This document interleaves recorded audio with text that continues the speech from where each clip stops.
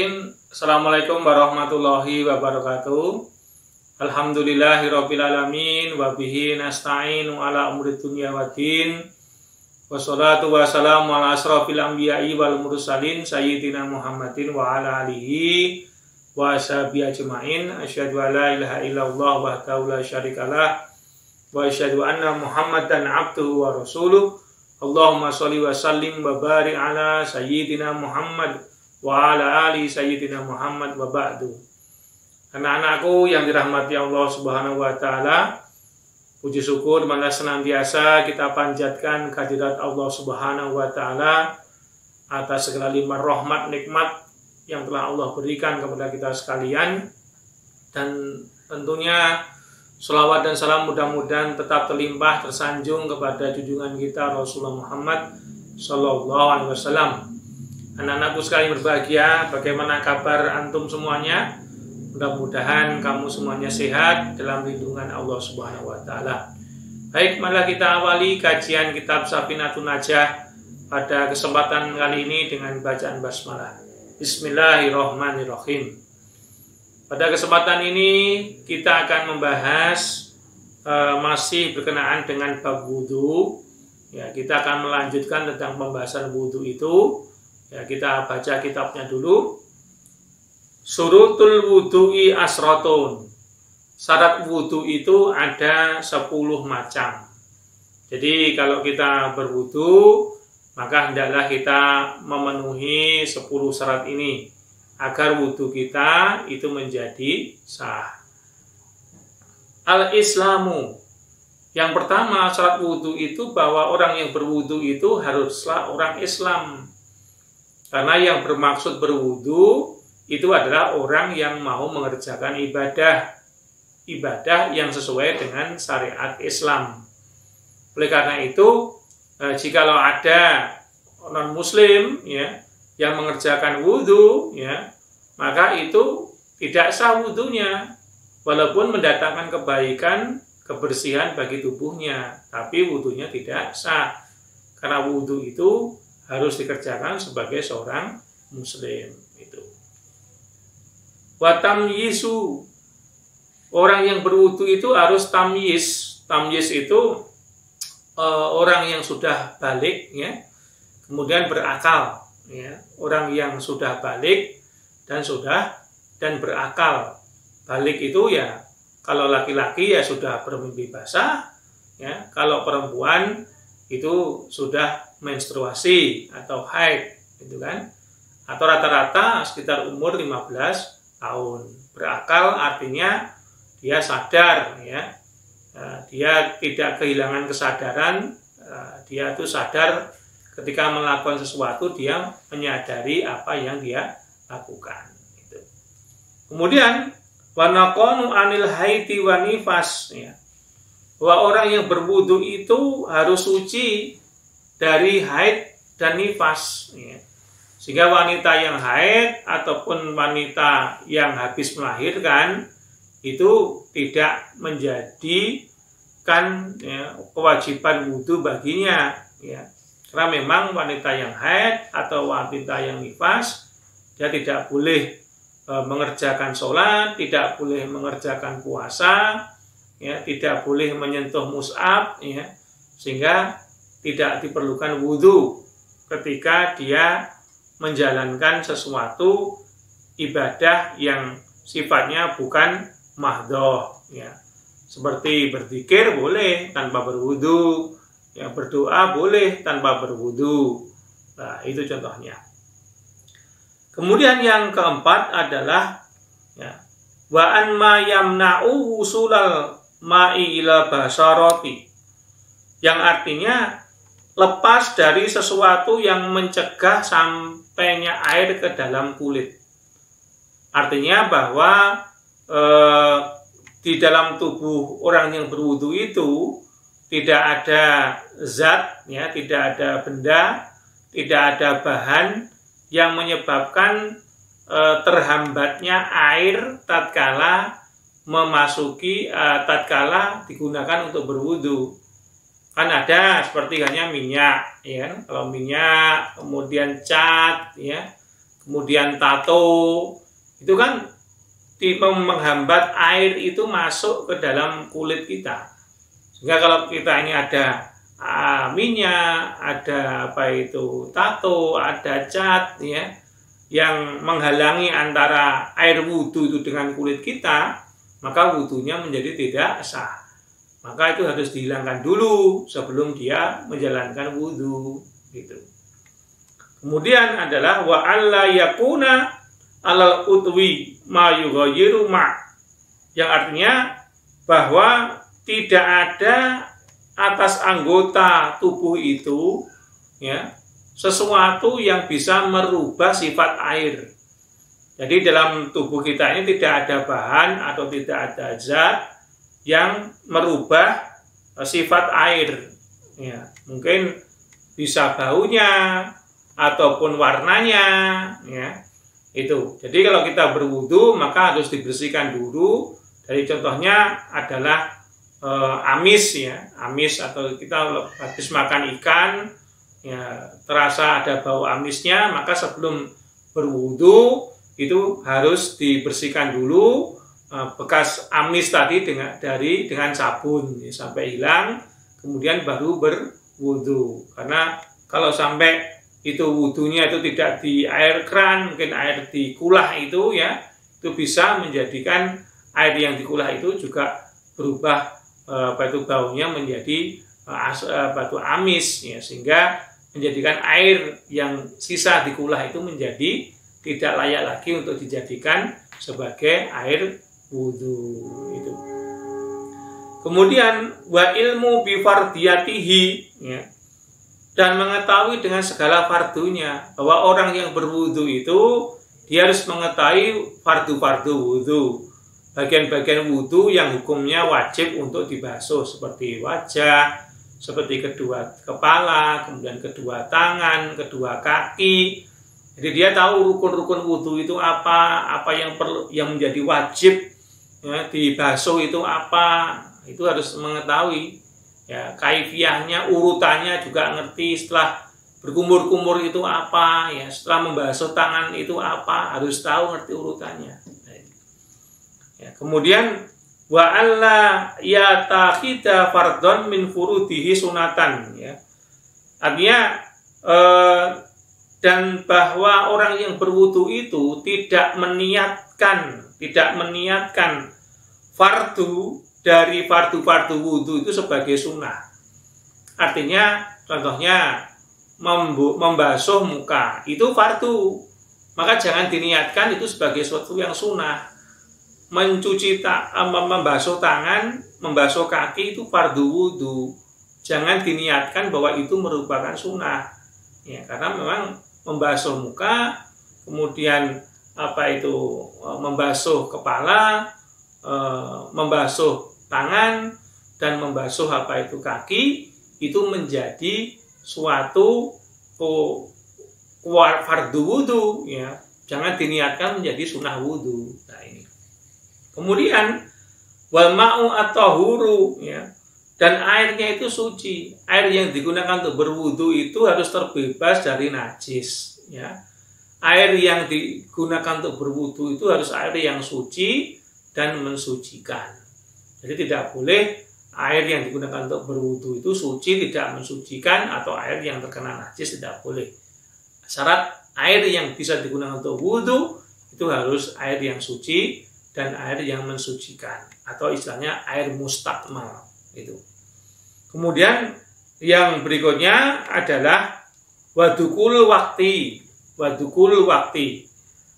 telah masuk waktu sholat, ya, telah masuk waktu sholat. Itu bagi orang-orang yang dia tidak bisa menahan wudunya lebih lama, ya. Orang yang tidak bisa menahan wudunya lebih lama, ya, karena mungkin gampang kentut, ya. Nah, itu maka setiap orang yang tidak bisa menjaga wudunya dengan rentang waktu yang lama itu diharuskan, ya, untuk berwudu kapan? Wadukhulul waktu sholat, ya, ketika masuk waktu sholat, ya. Kemudian Wa muwalatu lidamil hadasin, ya.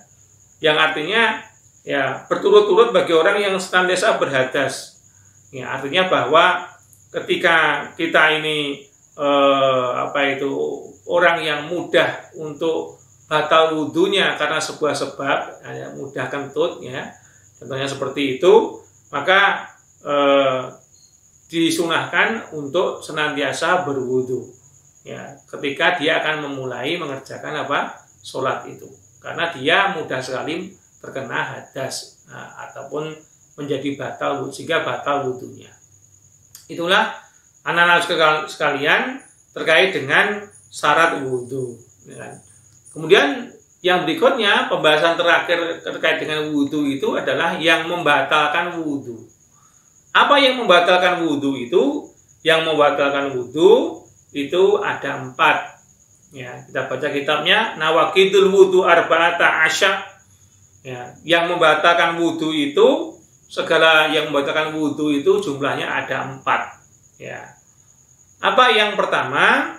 Yang pertama adalah al-awalu al-qoriji min idasabilahi minal kubuli wa duhuri rihun al-ghoyaru ilamania. Ya. Yang artinya bahwa keluarnya sesuatu dari aurat depan dan dari aurat belakang. Jadi keluarnya sesuatu dari aurat depan dan aurat belakang. Aurat depan itu adalah segala sesuatu yang keluar dari alat kelamin kita, ya kan? Sesuatu yang keluar dari belakang itu adalah, ya, sesuatu yang keluar dari anus kita atau dubur kita. Itu. Maka ketika ada zat, ya, contohnya adalah air kencing, kemudian madhi, ya, kemudian mani, ya, itu keluar dari alat kelamin, atau mungkin darah haid kalau perempuan, ya, maka wudunya menjadi batal. Atau sesuatu yang keluar dari belakang, yaitu dari dubur atau anus, ya, bisa kentut, ya, atau bisa mungkin cairan, ya, karena sakit perut. Nah, ini bisa membatalkan wudu. Nah, itu. Maka ketika kita, lalu bagaimana? Kadang-kadang kita ini kan sholat, kita ragu-ragu, ya. Kita ini sudah kentut atau tidak, gitu kan? Ya, maka kata Rasulullah, kalau kamu merasakan keluarnya angin dan timbulnya bau, kamu cium baunya kentut itu, maka berarti kamu wudumu batal. Maka segera kamu berwudu lagi. Nah, itu yang pertama seperti itu. Kemudian yang kedua, al-thalisu itiqa'u basarin rajulin wa mra'atin kabiraini ajnabiyain min ghairi halin, ya. Jadi yang bisa yang kedua, atsani zawalu akli binaumin au ghairi ila naumi qaidin mumakanin wa qada minal ardi. Yang artinya bahwa yang membatalkan wudu itu artinya hilangnya akal, ya, karena mabuk, karena gila, karena pingsan, atau karena tidur. Ya. Jadi hilangnya akal karena mabuk, karena gila, karena pingsan, atau karena tidur. Itu. Nah, kalau mabuk kita ngerti, ya, mabuk, gila, ya, pingsan, ya, kita ngerti. Lo tidur. Nah, tidur itu kalau seandainya tidurnya itu, ya, dengan dia posisi berbaring, ya, maka wudunya menjadi batal. Atau dia tertidur dalam kondisi dia senden, ya, maka pada waktu itu wudunya menjadi batal. Adapun ketika kita itu wudu kemudian kita tertidur, tetapi punggung kita tidak bersandar dan tidak ngeblak, ya, ke tanah, ya, maka wudu kita tetap sah. Itu. Jadi kalau kita tidur, ya kan, tidur, ya, tapi tidak senden, ya, tetap duduk, tetap duduk, tidak sampai jatuh ke lantai, itu wudhu kita tetap sah, kita tetap memiliki wudhu. Itu. Tapi kalau sampai geblak, tidurnya sampai geblak ke lantai, itu wudhunya menjadi batal, dia harus wudhu lagi. Nah ini. Kemudian yang ketiga, yang membatalkan wudhu yang ketiga, asalisi ilitiqa'u basaratin rajulin wa imra'atin kabiraini ajnabiyain min ghairi halin. Nah, yaitu yang membatalkan wudhu itu adalah ketika kita menyentuh, bersentuhan kulit laki-laki dan perempuan dewasa yang bukan mahram, tanpa pembalut, maka itu bisa membatalkan wudhu, baik yang menyentuh atau yang disentuh, itu wudhunya batal. Jadi kalau ada seorang laki-laki, seorang perempuan yang bukan mahramnya, tanpa ada batasan penghalangnya, menyentuh kulitnya, itu menjadi batal. Itu. Nah ini contohnya, siapa wanita yang bukan mahram kita. Kita akan bahas pada pertemuan yang akan datang terkait dengan mahram ini.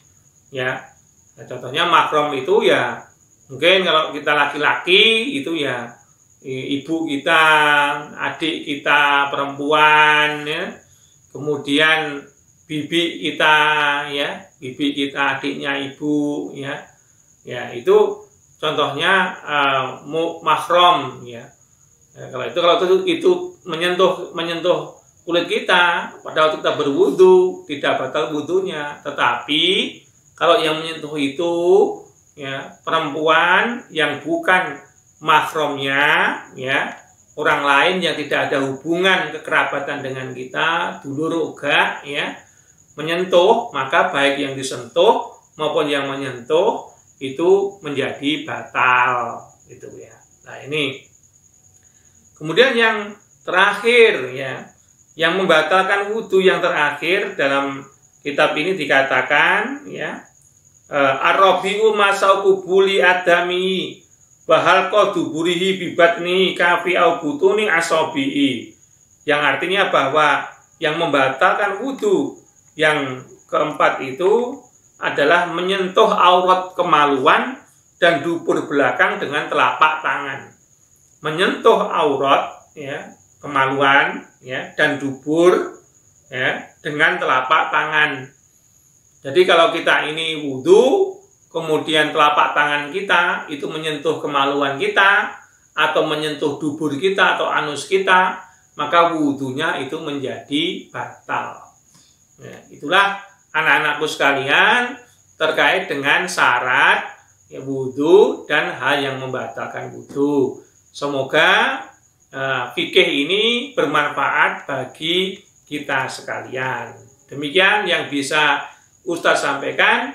Marilah kita akhiri dengan doa penutup majelis. Subhanaka Allahumma bihamdika asyhadu an la ilaha illa anta astaghfiruka wa atubu ilaik. Assalamualaikum warahmatullahi wabarakatuh.